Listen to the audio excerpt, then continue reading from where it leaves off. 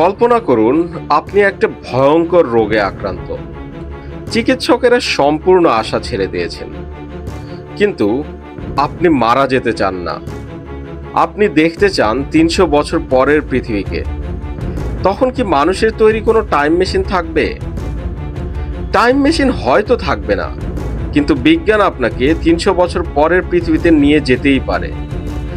Doctor আপনাকে মৃত ঘোষণা করার ঠিক কয়েক মিনিটের মধ্যে আপনার শরীরকে -১৯৬ ডিগ্রি সেলসিয়াস তাপমাত্রায় জমিয়ে ফেলা হবে।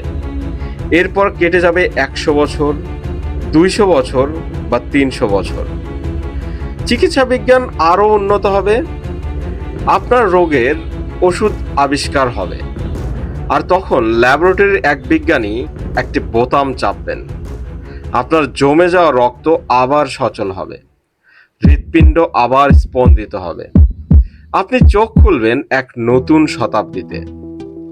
সায়েন্স ফিকশন সিনেমার মতো মনে হচ্ছে তো, কিন্তু এটা কোনো সিনেমা নয়। পৃথিবীর বুকে এই মুহূর্তে শত শত মানুষ ঠিক এই অবাস্তব স্বপ্ন সত্য হওয়ার অপেক্ষায় বরফের নিচে ঘুমিয়ে আছেন। আজ আমরা জানব মৃত্যুর ওপারে যাওয়ার এই অদ্ভুত প্রযুক্তি ক্রায়োনিক্স সম্পর্কে। চলুন রহস্যের গভীরে যাওয়া যাক। সবার আগে একটা ভুল ধারণা ভেঙে নেওয়া যাক। ক্রায়োনিক্স কিন্তু কোনো মৃত মানুষকে চিরতরে কবর দেওয়ার বা মমি বানানোর প্রযুক্তি নয়। এর মূল ধারণাটি হলো আজকের চিকিৎসা বিজ্ঞান যে ব্যক্তিকে মৃত বলছে, ভবিষ্যতের উন্নত প্রযুক্তি হয়তো তাকে জীবিত করতে পারবে। সহজ কথায়, বিজ্ঞানীদের এক অংশ বিশ্বাস করেন মানুষের মৃত্যু একটি দীর্ঘ প্রক্রিয়া। যখন হার্টবিট বন্ধ হয়ে যায়, আইনগতভাবে তাকে মৃত বলা হয়। কিন্তু আমাদের মস্তিষ্কের কোষ বা সেলগুলো তখনও পুরোপুরি ধ্বংস হয়ে যায় না। ক্রায়োনিক্সের লক্ষ্য হলো মস্তিষ্ক পুরোপুরি নষ্ট হওয়ার আগেই পুরো প্রক্রিয়াটিকে স্তব্ধ বা পজ করে দেওয়া, যেন ভবিষ্যতের যখন প্রযুক্তি আসবে তখন এই পজ বাটনটি আবার প্লে বাটনে রূপান্তরিত করা যায়। শুনতে সহজ মনে হলেও একটি আস্ত মানবদেহকে ফ্রিজ করা বা জমিয়ে রাখা অসম্ভব জটিল একটা প্রক্রিয়া। আপনি যদি একটি সাধারণ জলের বোতল ফ্রিজারে রাখেন, তবে জল জমে বরফ হওয়ার সময় আয়তন বেড়ে যায়। আমাদের শরীরের ৭০%ই জল।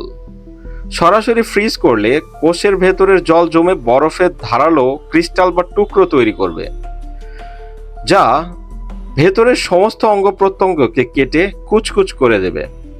একে বলা হয় সেলুলার ড্যামেজ। তাহলে ক্রায়োনিক্স বিশেষজ্ঞরা কি করেন? তারা শরীরকে বরফ বানায় না, তারা শরীরকে কাচের মতো শক্ত করে ফেলে। এই প্রক্রিয়াকে বলা হয় ভিট্রিফিকেশন। পদ্ধতিটা চমৎকারভাবে সাজানো। কোনো ক্রায়োনিক্স গ্রাহক মারা যাওয়ার সাথে সাথেই কৃত্রিমভাবে তার শরীরে অক্সিজেন সরবরাহ সচল রাখা হয়, যেন মস্তিষ্ক সতেজ থাকে। এরপর তার শরীরকে বরফের টবে রেখে দ্রুত ল্যাবে নিয়ে যাওয়া হয়। সেখানে অপারেশনের মাধ্যমে তার শরীরের সমস্ত রক্ত বের করে নেওয়া হয়। রক্তের পরিবর্তে শিরায় পুশ করা হয় এক বিশেষ ধরনের রাসায়নিক, যাকে বলা হয় ক্রায়োপ্রোটেক্ট্যান্ট। এটি এক ধরনের মেডিকেল অ্যান্টিফ্রিজ। এই অ্যান্টিফ্রিজ তরলটি থাকার কারণে শরীর মাইনাস তাপমাত্রায় গেলেও ভেতরের জল বরফ হতে পারে না। শরীরটি জমে শক্ত হয়ে যায়, কিন্তু কোনো কোষই নষ্ট হয় না। সবশেষে দেহটিকে উল্টো করে একটি বিশাল লিকুইড নাইট্রোজেনের ট্যাঙ্কে, যাকে বলা হয় ডিওয়ার, সেখানে সংরক্ষণ করা হয়। মাথা নিচে রাখার কারণ হলো কোনো দুর্ঘটনায় যদি নাইট্রোজেন লিকও হয়ে যায়, তাও যেন সবার আগে মস্তিষ্ক সুরক্ষিত থাকে।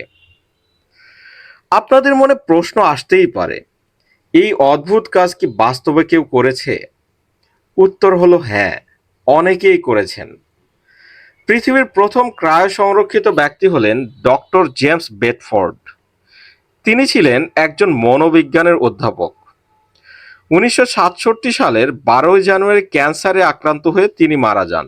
আজ ৫৯ বছর ধরে তিনি ক্যালিফোর্নিয়ার একটি ল্যাবে তরল নাইট্রোজেনের ভেতর ঘুমিয়ে আছেন।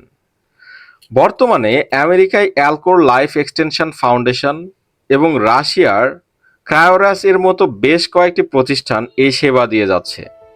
শুধু মানুষই নয়, অনেকে তাদের প্রিয় পোষা বিড়াল বা কুকুরকেও মৃত্যুর পর এভাবে জমিয়ে রাখছেন। মজার ব্যাপার হলো, এই পুরো প্রক্রিয়ার খরচ কত জানেন?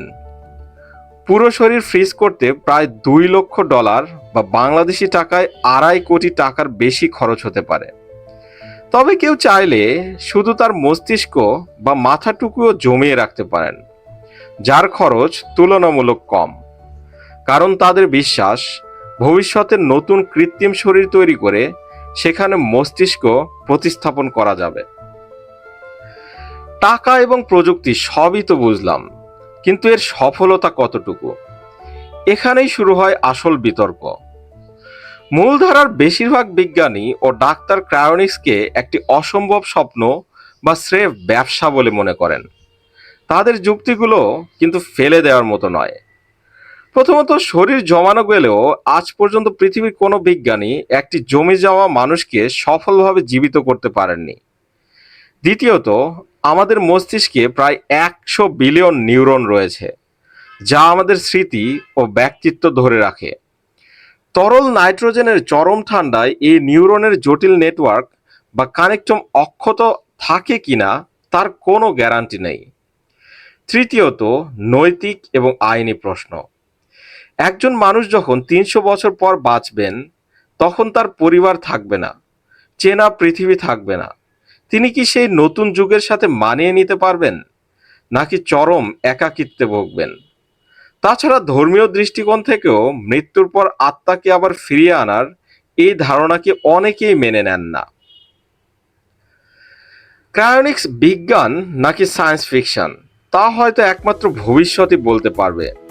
তবে এটি প্রমাণ করে যে মানুষ মরণশীল হলেও সে কখনো মৃত্যুর কাছে সহজে হার মানতে চায় না। অমরত্বের খোঁজে মানুষের এই যাত্রা আদিমকাল থেকে আজ পর্যন্ত চলমান, আর ক্রায়োনিক্স হলো তারই একটি আধুনিক বৈজ্ঞানিক প্রচেষ্টা। হয়তো আজ থেকে 200 বছর পর এই ভিডিওটি যখন কোনো মানুষ দেখবে, তখন ক্রায়োনিক্স আমাদের কাছে আজকের সাধারণ সর্দি জ্বরের চিকিৎসার মতোই সহজ একটা ব্যাপার হয়ে যাবে। অথবা হয়তো এটি ইতিহাসের পাতায় একটি ব্যর্থ চেষ্টা হিসেবেই রয়ে যাবে। আপনার কি মনে হয়, বিজ্ঞান কি পারবে কোনোদিন মৃত মানুষকে আবার বাঁচিয়ে তুলতে? আপনি কি সুযোগ পেলে নিজেকে এভাবে ক্রায়োপ্রিজার্ভ বা জমিয়ে রাখতে চাইবেন? আপনার মূল্যবান মতামত কমেন্ট করে আমাদের জানান। ভিডিওটি ভালো লাগলে একটি লাইক দিন এবং শেয়ার করুন।